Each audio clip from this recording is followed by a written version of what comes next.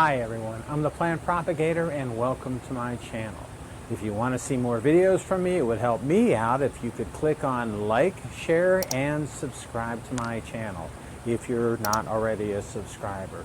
Today I am in my old university laboratory, and this may be one of the last tours of my laboratory that I'm going to be able to give.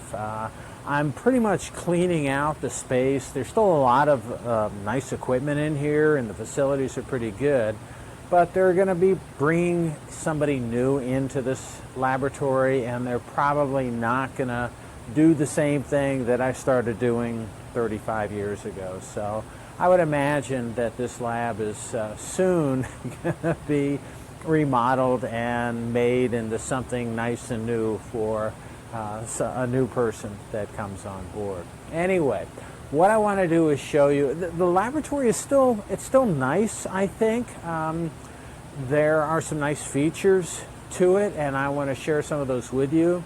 There's some things that when I designed this laboratory 35 years ago were really state-of-the-art, but now aren't. But there's still some things that are nice. To start out, when you look at it, it's pretty bright in here. And these are fluorescent lights. These are not LED lights because when I designed the laboratory, LEDs were not widely available. And you can't tell because when you look at the video, all the lights appear to be white in the background, but they alternate between a wide spectrum and grow light, the Growlux type bulbs.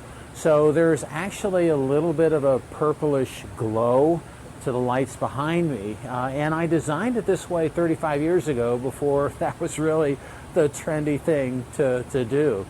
So I contacted the people at Sylvania, the light people, and talked to them about what the plants need for growth and design the laboratory in that way. But there's a lot of little things that I did to the laboratory that I think have still withheld to the new standards. They're still holding up to the new standards. So it still is a nice laboratory. But what I want to do is show you some things, tell you just one story because it's kind of interesting and unique about some things in the laboratory, and then I want to show some of the final cultures to you. I have a lot of, I still have a lot of orchid cultures in here. So this is an Encyclia tampensis culture, and this is, you can look at the back, those are roots. This is getting up there, and what I have in this laboratory is, I haven't been here in a while, and there's a lot of orchids that have gotten a little bit out of hand. This is I gotta look at it. This is Mishima Victory. So this is one of my favorite plants that was a self. And this was a while ago, and this is on replate medium. I even have some, some orchids here that I plated in these large containers. And this is Cattleya or Laelia pumila. And this was done, these are seedlings, so this is initial seed medium. And this was done about 3 years ago, and there's still living seedlings in here. I have one more thing, and I'll show you this stuff a little closer, but this is interesting. I found this in the laboratory today, and this is the same container. When I first started doing this, I was using the big containers because I wanted to generate just a ton of seedlings and save them all.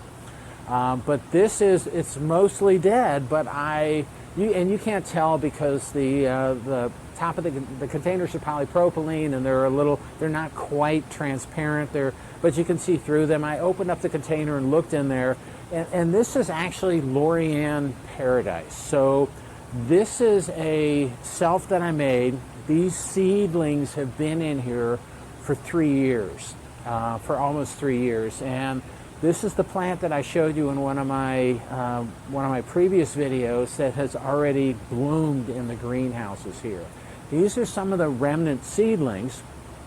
Most of them are dead, but there are still some that are alive. And just for fun, I'm going to take this to my laboratory in Florida and see if I can rescue some seedlings that are in this container. Most of it, again, doesn't look very good, but there's some islands of green in here, and I think you can do this. I have a lot of, I've got seedlings, I've got replate. Most of the stuff here, just because I've been gone for so long, it's just gotten a little bit out of hand, and it needs some attention. I've got large seedlings in small plates on replate, and but I've got a lot of my early stuff still here. The problem is now I have a lot of new stuff coming along, and I need to make way. But what I'm going to do over the next 2 weeks is essentially clear all of this stuff out. I'm going to bring some of it to Florida. I may toss a lot of it. There's a lot of interesting seedlings here, and both the greenhouses and the laboratory is going to be cleared out in a little while. So what I want to do now is get behind the camera and show you a little bit more, explain to you a little bit more about how the laboratory is set up and what kind of materials, orchid materials, I still have in this laboratory. I should say before I get behind the camera that this was not really an orchid lab for most of its life. It was it's just a regular classical plant tissue culture laboratory.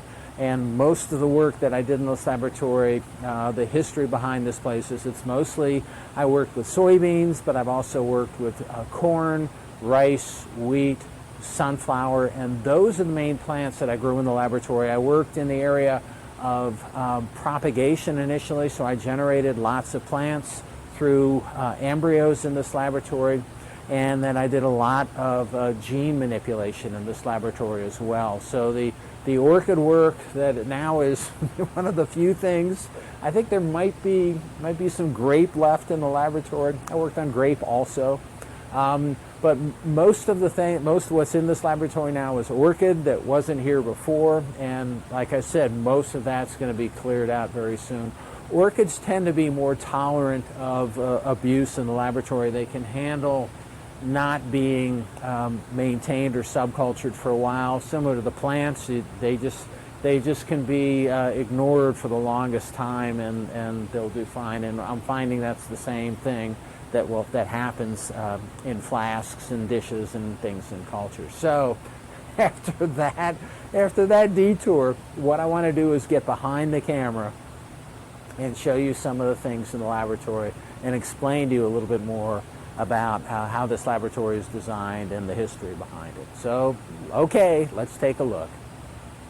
Okay, I am behind the camera now, and if you can see, there's just not much left here anymore, but these are, these shelves used to be filled with all different types of plants. Many of them have nothing on them. So this was at capacity for a while, but not anymore. The material that's on the shelves this is light grading, and what happens in this case is that I wanted to keep kind of good airflow in here. So you look at this, and these are actually these are open shelves, and they're white, which means they're going to reflect light. So you have good airflow. This room has an independent air conditioning heating system. So there's good airflow, and what is unique about this laboratory, if you go over here and take a look at it, is even though there's not much in these, there's nothing alive in these plates, but you get no condensation on the lids of these dishes. A lot of times when you go into the laboratories, you get condensation, and that's from temperature buildup in the plates, but there's such a good airflow. Just taking a look at some more of these. These are old orchid plates. But you can see there's no condensation. Trying to get it so you don't see the light reflecting off of the lid of these guys. But there's no condensation on the lids, and that's because of the really nice airflow that I have in the laboratory. Again, more orchid plates over there, and the same type of thing, and it's from the good airflow. The lights that you really can't tell, you might be able to tell a little bit of it here. So this is a Growlux Bulb. You can see because of there's a little bit of blue, and this is a wide spectrum bulb right here that has a little bit more of the wide spectrum red and far red. and then another blue one. But just to the naked eye, you can really see the bluish tinge in this laboratory a lot better. What I want to show you then are some of the orchids here. So these are some of the containers that I showed you in the first, and you can see first part of the video, and you can see a little bit of green in there, but it's mostly the tissue's not viable anymore. But in these dishes, you can see again, this is Encyclia tampensis, and these are seedlings on replate. This is, I have to look at this. This is the Mishima Victory that I showed you before. This is a Momolani Rainbow. That's also I've got plants pretty large from this, and again, you can see a pretty decent root systems on these. These are some seedlings that I still have that were probably about 2 years old of Oprah Winfrey, and most of the tissue in the plate is dead, but there's islands of green, and what I'm going to try to do is I'll go in there and pull these things out. Again, just because these things are so old and they haven't been touched in a while, they don't look great, but I should be able to rescue them, pull them out, and put them in the deli containers and generate a lot of nice seedlings there for that. Again, the open shells, same type of lights. I should say the lights here, there's toggle switches at the end. There's a control system right here. If it gets too hot, the lights will shut off in the room. Occasionally the AC and heat would, the unit would fail. That unit is over on the far wall over there. So again, I'm sorry, not much to show you today as the laboratory is empty. But what you can see, I keep on coming over here, and if you're observing it all, you're saying, what the heck is all of this stuff? And I've got that here. I've got it down here as well. But let me go over and show you this stuff. And this is the one story that I want to share with you, because this was actually this is a lab thing that started many years ago with my first postdoc in the laboratory, who was a Frenchman, and this Frenchman was a little bit of a practical joker, and what he would do is bring, this is a clean laboratory, it's a clean space. The hoods are always on, the circulation system's always on. It's a really clean room. It's a nice facility. And what this guy used to do is he would get the plastic ants, and I guess the closest thing is maybe right there. I think that's a cricket or something. But he would get the little small plastic ants, sterilize them, and put them inside people's dishes, which is a little rude, but it's also kind of funny. And so when people would look at their stuff and they would, it's a clean room, you don't want anything, and then you would see these plastic ants that you didn't realize they were plastic. You'd see these in your containers when you're looking at them under the scope. Anyway, it was it kind of started a tradition. So people started bringing in other types of creatures. So that's a huge cockroach right here. Again, plastic. That was an alligator that went on the ground, but it started out initially with insects. So you got big insects there. There's a huge ant. There's a big grasshopper. There's a raisin right there. I don't know what some of these. Oh, there's that's the iron giant. Anyway, giant, whatever it is. Okay, so there are other creatures in here.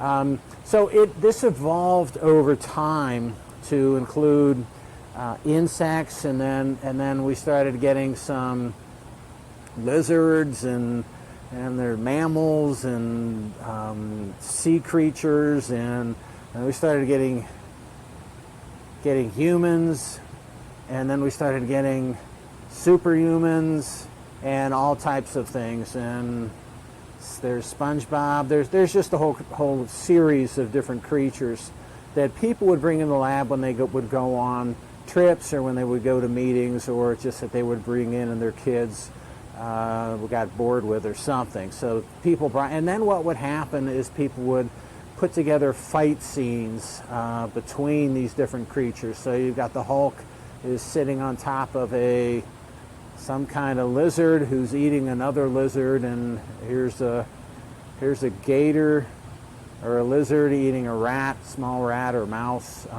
So people would make scenes. So, and this got it. The number of creatures here has gone down over the years. There used to be a lot of them, but they've gotten. Sometimes they get old and nasty, and they just fall apart. Sometimes they just disappear because people like them. And I'm taking that with me to start their own laboratories, so that's kind of what they do. Anyway, that's the story behind the creatures that are in the laboratory. And to be honest, I'm not sure. Oh, I should mention, this Darth Vader here. This is actually an old toy. One of my postdocs found it in his yard and brought it in. So I think this is one of the original old Darth Vaders that's leaning up against that pig right there with a frog as its feet. So I don't know. I don't think it's valuable, but who knows? I don't know these things. Anyway, so that's the story. It's kind of interesting behind it, and one of those science geek stories that I needed to share with you. So that's all I have for today. I hope you enjoyed the tour of the laboratory, although there's not much here, and I hope you enjoyed hearing about the little lab geekness story that was going on in my former laboratory. So that's all I have for today, and happy propagating.